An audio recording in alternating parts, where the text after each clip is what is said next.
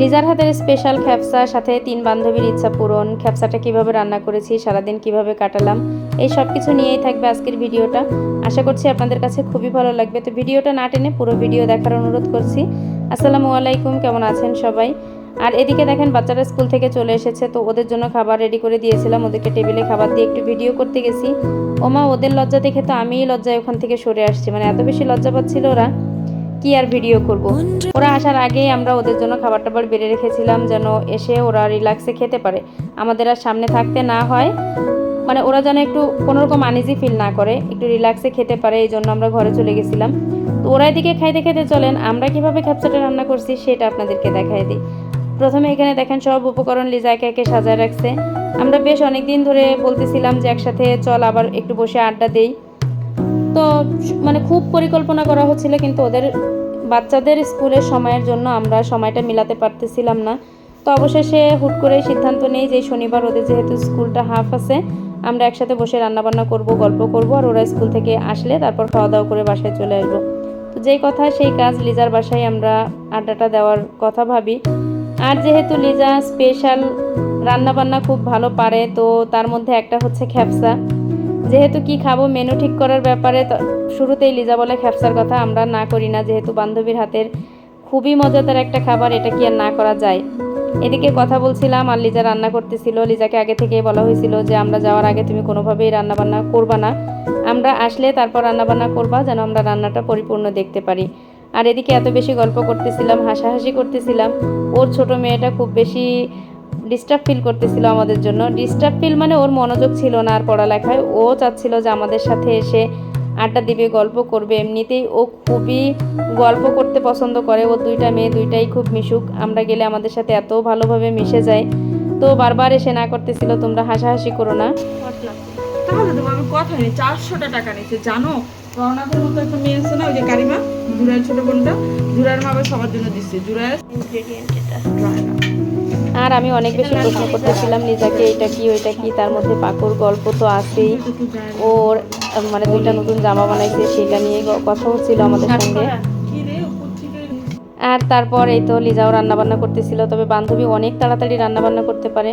ওকে ওইটাই বলতেছিলাম যে মানে আমি হয়তো বা রান্না করতে পারি, কিন্তু এইভাবে সবার সাথে গল্প করতে করতে এত তাড়াতাড়ি রান্নাবান্না কখনোই করতে পারি না। আমাদের একটু সকাল সকাল যাওয়ার কথা ছিল, কিন্তু আমার জন্যই অনেকটা লেট হয়ে যায়। বাসা থেকে আমি একটু লেট করে নামি, ওর বাসায় যেতে যেতে প্রায় 12টা বেজে যায় আমাদের।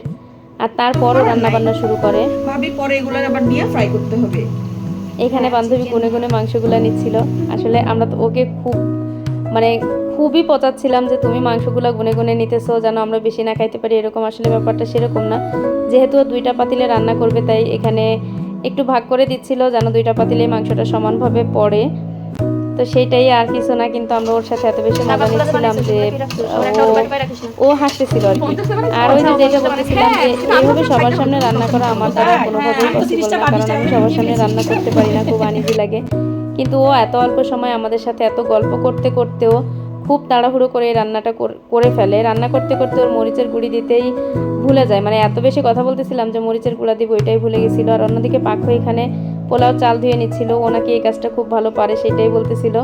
তো ওকে পোলাও চালটাই ধুইতে দেওয়া হয়েছে, আর অন্যদিকে মাংসগুলো সিদ্ধ হয়ে গেছে, ওইটাও উঠাই নিয়ে নেওয়া হয়েছে।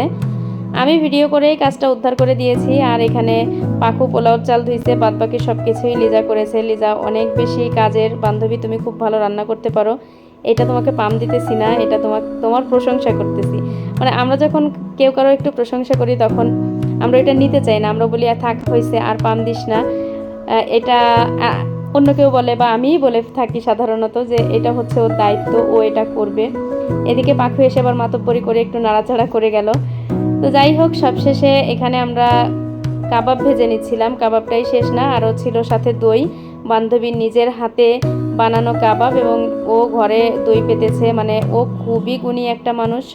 আমি একদিন দই পাততে গিয়ে একেবারে একাকার করে ফেলেছিলাম, দই টই ফেলে দিয়ে, দইটা কোনো মতেই হয় নাই।